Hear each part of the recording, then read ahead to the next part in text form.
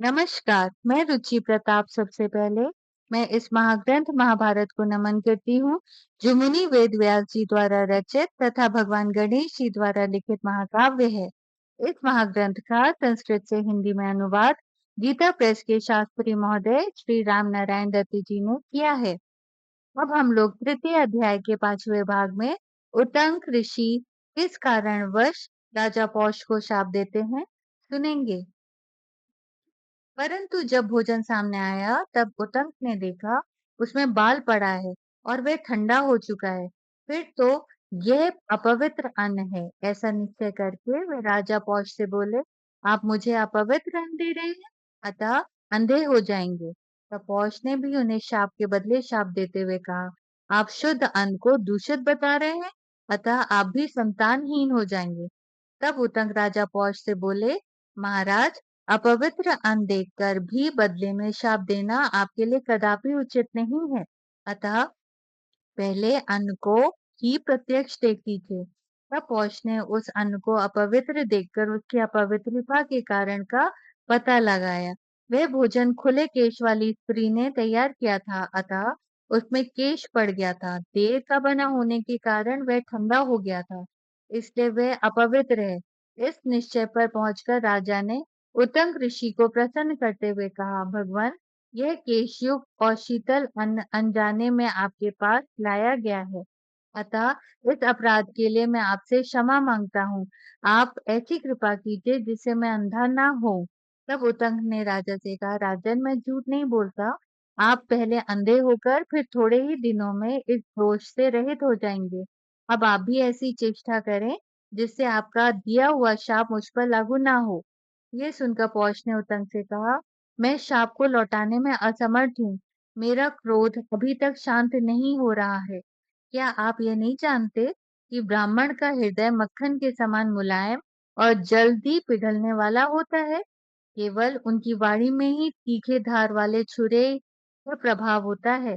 किंतु ये दोनों ही बातें क्षत्रिय के लिए विपरीत हैं। उसकी वाणी तो नवनीत के समान कोमल होती है, लेकिन हृदय पैनी धार वाले छुरे के समान तीखा होता है। अतः ऐसी दशा में कठोर हृदय होने के कारण मैं उस श्राप को बदलने में असमर्थ हूँ, इसलिए आप जाइए। तब उतंग बोले, राजन, आपने अन्न की अपवित्रता देखकर मुझसे क्षमा के लिए अनुनय विनय की है, किंतु पहले आपने कहा था कि तुम शुद्ध अन्न को दूषित बता रहे हो, इसलिए संतानहीन हो जाओगे। इसके बाद अन्न का दोषयुक्त होना प्रमाणित हो गया, अतः आपका यह शाप मुझ पर लागू नहीं होगा। अब हम आपका कार्य साधन कर रहे हैं। ऐसा कहकर उतंक दोनों कुंडलनों को लेकर वहां से चल दिए। मार्ग में उन्होंने अपने पीछे आते हुए एक नग्न शकुनक को देखा, जो बार बार दिखाई देता और छिप जाता था। कुछ दूर जाने के बाद उतंक ने उस कुंडलों को एक जलाशय के किनारे भूमि पर रख दिया और स्वयं जल संबंधी कृत्य, शौच, स्नान, आचमन, संध्या, तर्पण आदि करने लगे। इतने में ही वह शपरक बड़ी ही उतावली के साथ वहां आया और दोनों कुंडलों को लेकर चंपत हो गया। उतंक ने स्नान, तर्पण आदि जल संबंधी कार्य पूर्ण करके शुद्ध एवं पवित्र होकर देवताओं तथा गुरुओं को नमस्कार किया और जल से बाहर निकलकर बड़े वेग से उस शपनक का पीछा किया। वास्तव में वह नागराज तक्षक ही थे। दौड़ दौड़ने से उतंक के अत्यंत समीपवर्ती हो गया। उतंक ने उसे पकड़ लिया। पकड़ में आते ही उसने शपनक का रूप त्याग दिया और तक्षक नाग का रूप धारण करके एक वह सहसा प्रकट हुए पृथ्वी के एक बहुत बड़े विवर में घुस गया। बिल में प्रवेश करने के बाद वह नागलोक में अपने घर चला गया। तदंतर उस शतरानी की बात का स्मरण करके उतंक ने नागलोक तक उस तक्षक का पीछा किया। पहले तो उन्होंने उस विवर को अपनी डंडे की लकड़ी से खोदना आरंभ किया, किंतु उसमें उन्हें सफलता न मिली। उस समय इंद्र ने उन्हें क्लेश उठाते देखा तो उनकी सहायता के लिए अपना वज्र भेज दिया। उन्होंने वज्र से कहा, जाओ इस ब्राह्मण की सहायता करो। तब वज्र ने डंडे की लकड़ी में प्रवेश करके उस बिल को विदीर्ण कर दिया। इससे पाताल लोक में जाने के लिए मार्ग बन गया।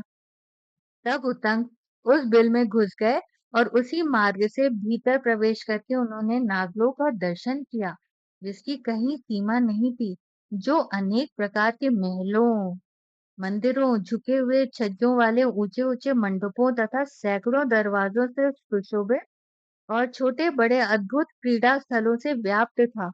वहाँ उन्होंने इन श्लोकों द्वारा उन नागों का स्तवन किया। ऐरावत, जिनके राजा हैं, जो सम्रांगण में विशेष शोभा पाते हैं, बिजली और वायु प्रेरित हो जल की वर्षा करने वाले बादलों की भांति बाणों की धारावाहिक वृष्टि करते हैं, उन सर्पों की जय हो। ऐरावत में उत्पन्न नागगणों से कितने ही सुंदर रूप वाले हैं, उनके अनेक रूप हैं। वे विचित्र कुंडल धारण करते हैं तथा आकाश में सूर्य देव की भांति स्वर्ग लोक में प्रकाशित होते हैं। ऐरावत नाग के सिवा दूसरा कौन है जो सूर्य देव के प्रचंड किरणों के सैन्य में विचरने की इच्छा कर सकता है?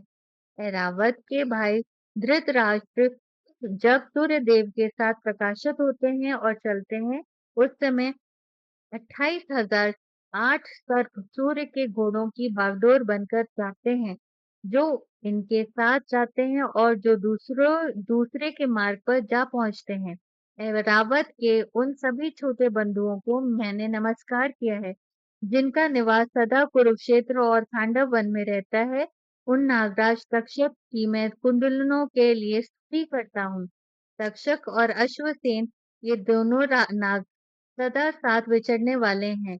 ये दोनों कुरुक्षेत्र में इक्षुमती नदी के तट पर रहा करते हैं, जो तक्षक के छोटे भाई हैं।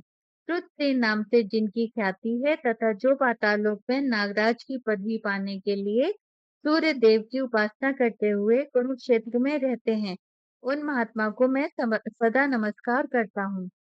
इस प्रकार उन श्रेष्ठ नागों की स्तुति करने पर भी जब ब्रह्मर्षि उतंग उन कुंडलनों को ना पा सके, तो उन्हें बड़ी चिंता हुई। नागों की स्तुति करने पर भी उतंग को कुंडल नहीं मिले। फिर आगे क्या हुआ, अगले भाग में सुनेंगे। नमस्कार।